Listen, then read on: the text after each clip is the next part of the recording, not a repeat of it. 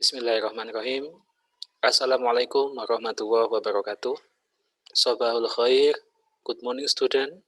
Semangat pagi untuk anak-anakku kelas 8 MTS Jabal Nur yang hebat pada luar biasa. Pagi ini hari Kamis 22 Juli untuk mengikuti pembelajaran walaupun dengan sistem PJJ, yaitu pembelajaran jarak jauh, karena kita masih pada masa PPKM darurat COVID-19.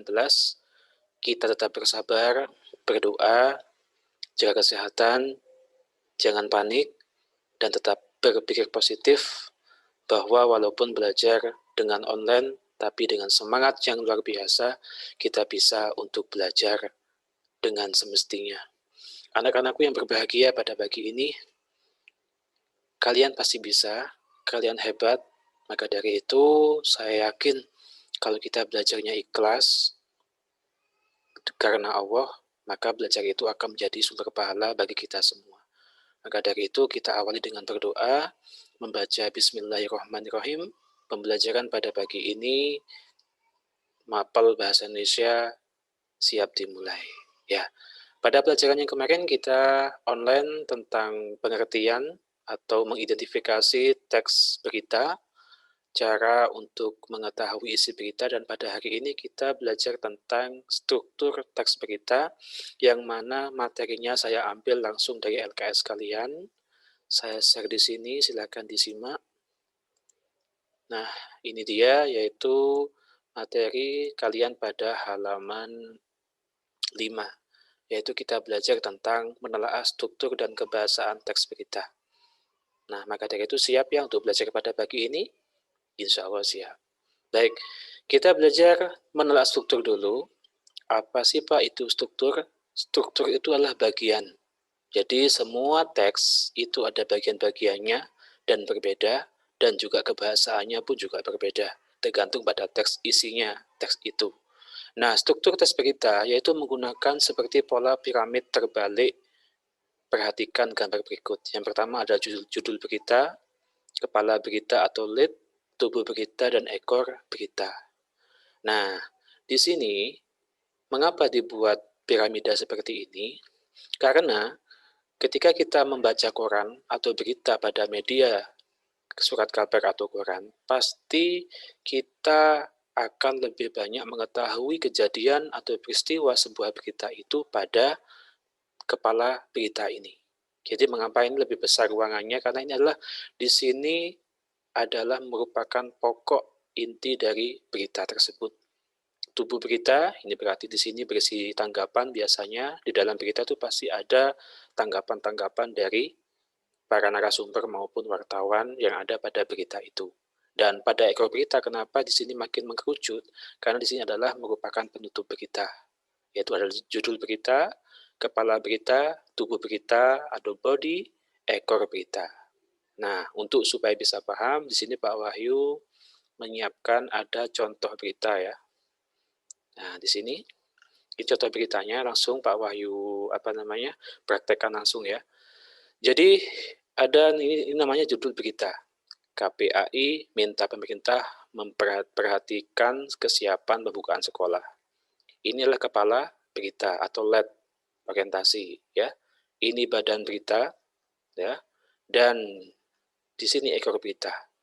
Ternyata kok cuma 3 Pak? Karena tubuh berita atau badan berita itu sama ya, di dalamnya itu memuat unsur 5W1H tadi itu. Jadi makanya pada badan berita atau peristiwa itu di sini paragrafnya paling banyak penjelasannya. Karena apa? Karena ini isinya, isi berita tersebut.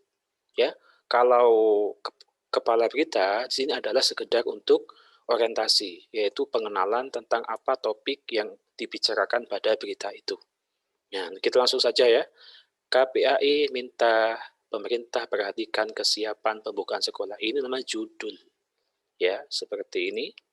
Judul berita. Ya, tahu ya ini ya, ini judul berita. Yang selanjutnya, kepala berita. Ini yang kedua, kita kepala berita atau lead. Kepala berita kita baca di sini. Kepala berita atau lead itu disebut juga orientasi, yaitu memperkenalkan topik atau tema yang dibicarakan dalam berita itu. KPAI atau Komisi Perlindungan Anak Indonesia meminta Kementerian Pendidikan dan Kebudayaan Kemdikbud memperhatikan lebih lanjut kesiapan pembukaan kembali sekolah. Jadi di sini yang diperkenalkan temanya tentang pembukaan kembali sekolah. Sebab pihak KPAI menilai minimnya infrastruktur sekolah menunjukkan ketidaksiapan protokol kesehatan yang dapat mengancam kesehatan anak dan guru saat dibukanya kembali sekolah. Di sini ada pembicaraan mengapa sampai saat ini pun sekolah juga tetap online dari rumah, karena juga banyak sekolah-sekolah yang di dalamnya itu sangat minim atau bahkan sangat terbatas alat-alat kesehatan. Makanya khawatirnya apa? Dapat mengancam kesehatan anak dan guru saat dibukanya kembali sekolah. Komisioner KPAI Bidang Pendidikan Retno Lisyarti berkata hal tersebut sangat pentingnya dengan wacana pemberian kuota internet gratis oleh Kemdikbud. Ya. KPAI mengingatkan Kemdikbud dan Kementerian Agama bahwa masalah di sektor pendidikan di masa pandemi ini saat ini masih dalam keadaan darurat. Jadi ini adalah kepala berita atau pengenalan berita. Karena orientasi itu artinya pengenalan. Jadi topik apa yang sedang dibicarakan dalam berita tersebut. Jadi namanya kepala berita. Sama toh ya, kepala berita atau lead. Lanjut kita ke tubuh berita. Nah ini tubuh ya, sama aja ini. Tubuh berita saya ubah. Tubuh berita atau peristiwa.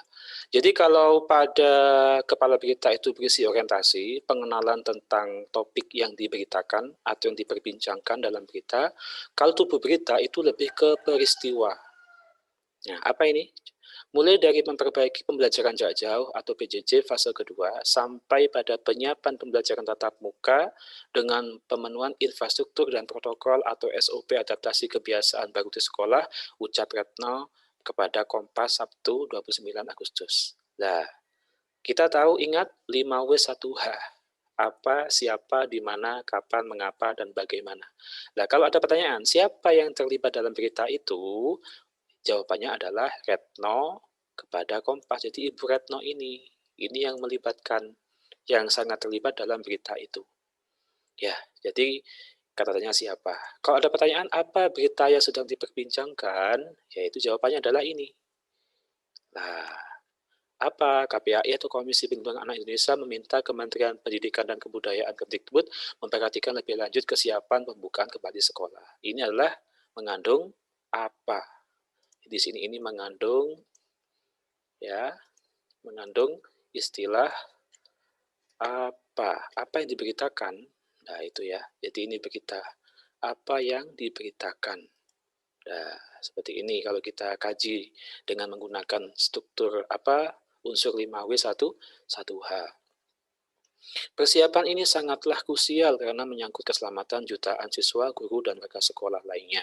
Selain itu, Ratna menambahkan bahwa data yang disampaikan oleh Direktur SMP Kemdikbud menunjukkan bahwa sudah sekitar 3.347 sekolah yang saat ini menggelar tatap muka dan ribuan sekolah lainnya juga terus berupaya untuk memaksa supaya sekolahnya dibuka. Kondisi tersebut menurutnya tanpa pernah dipastikan mengenai kesiapan infrastruktur. Apa sih Pak infrastruktur itu? Infrastruktur itu adalah alat-alat untuk kesehatan yang bisa menjamin bahwa anak-anak tidak akan terpapar corona atau COVID-19 dan protokol kesehatannya baik oleh pemerintah daerah maupun pusat gugus tugas COVID-19 pusat dan daerah. Jadi pada bagian ini ya, tubuh berita ini adalah isi berita. Jadi kesimpulannya tubuh berita itu adalah isi berita. Dan di dalamnya itu memuat unsur 5W1H. Apa, siapa, di mana, kapan, mengapa, bagaimana. Seperti itu. Selanjutnya, itu ada namanya ekor berita.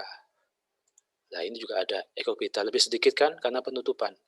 Pembukaan sekolah dalam masa pandemi sebelumnya memang sudah menjadi sorotan publik. Melalui pernyataan ini, KPAI atau Komisi Perlindungan Anak Indonesia menyoroti kembali permasalahan ini dari sudut pandang perlindungan anak yang menjadi peserta didik di sekolah. Jadi ini adalah bisa jadi ekor berita ini kesimpulan berita yang ada pada sebuah berita. Nah, jadi ini adalah contoh dari struktur teks berita. Jadi mungkin dulu pada saat kamu SD atau MI itu pernah kan ya diminta untuk menjawab apa yang sedang diberitakan, jawabannya adalah ini. Ya, kamu harus tahu inti bacaan atau ide pokok dari berita itu.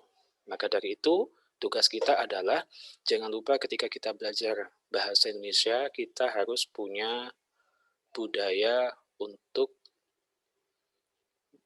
membaca, ya. Maksudnya membaca itu adalah kita harus mau membaca bacaan yang ada dalam buku itu. Sehingga apa?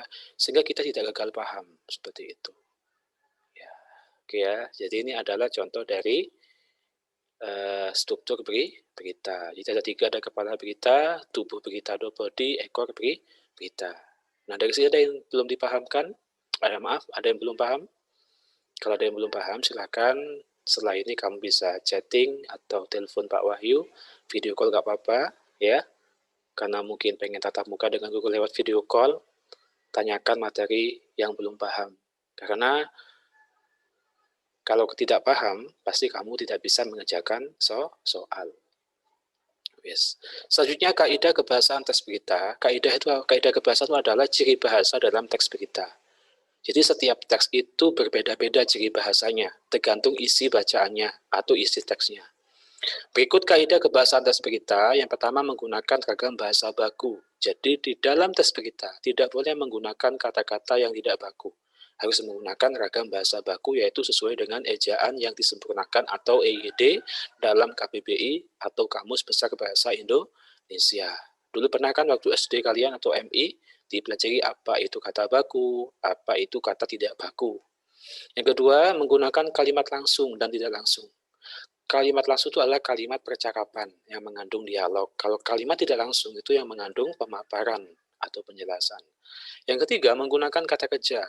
Kata kerja itu berarti kata kerja sebuah pekerjaan, baik kata kerja aktif transitif maupun intransitif. Ya, seperti itu.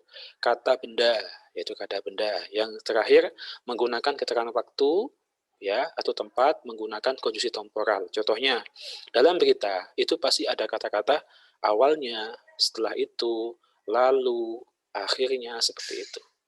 Nah, itu ya, Nak ya, yang dapat Pak Wahyu sampaikan pada pagi ini. Jadi kita belajar tentang struktur berita, yaitu ada judul berita, kepala berita atau lead berita, tubuh berita, dan ekor berita. Nah, setelah ini nanti Pak Wahyu akan share, yaitu evaluasi di dalam Google Form, yang setiap hari Pak Wahyu selalu menggunakan Google Form, karena dengan menggunakan Google Form itu lebih bisa otomatis terekam mana anak-anak yang mengikuti pembelajaran atau tidak online pada pagi ini. Ya, jadi pesan kami adalah tetap semangat, disiplin, istiqomah, jaga kesehatan, bersabar walaupun belum bisa tatap muka. Sampaikan salam dari kami kepada Bapak Ibu di rumah. Mohon maaf, bukan hanya di Jabal Nur saja yang online, tapi semua sekolah menggunakan sistem online selama masih adanya PPKM darurat COVID-19 pada saat ini. Dan jangan lupa berdoa, sholat 5 waktu, ya. Kita doakan semoga pandemi ini segera selesai dan kita bisa segera tatap muka kembali ke madrasah kita yang tercinta ini. Untuk anak-anakku cukup sekian. Setelah ini ada Google Form ya. Kalian klik, kerjakan. Kalau tidak bisa ditanyakan, ya. Dan tetap semangat. Akhirul kalam. Wal'afu minkum. Assalamualaikum warahmatullahi wabarakatuh. Jangan lupa, Smart Generation Mas Janur. Smart, siap, oke. Dah.